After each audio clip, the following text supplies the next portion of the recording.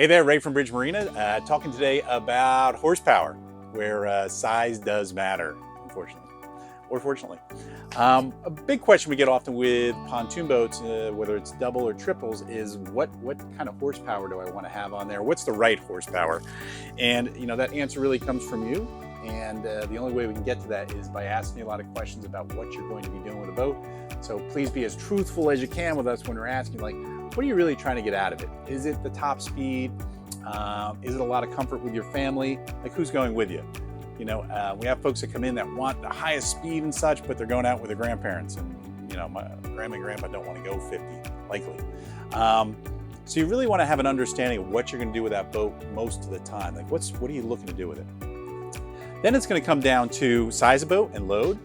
The challenge with a boat is that the more load or people you put in it, the slower it gets. And triple pontoons and double pontoons are no exception to that rule. This particular one's a 23-footer.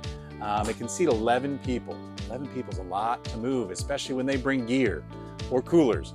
It starts to add up that weight, and the challenge is the more weight you put in a boat, the slower it's going to get, because more hull goes in the water, which creates more friction, which slows down the boat, and yada yada, the boat slows down. So take that into account. Like, if you're going to go out with 10 people all the time and you want to go 35 miles an hour, which is pretty quick for 10 people, mind you, you need a lot more horsepower. Now, likely most of your life, when you're cruising around with 10 people or even with anybody in the boat, it's going to be somewhere in that 20 miles an hour or so. Like, usually 16 to 25 is probably the optimal speed for most folks when they are out in the boat. So you get in a 23-footer, you put 10 people in it, you want to go 20-something miles an hour, a 150 is where you need to be.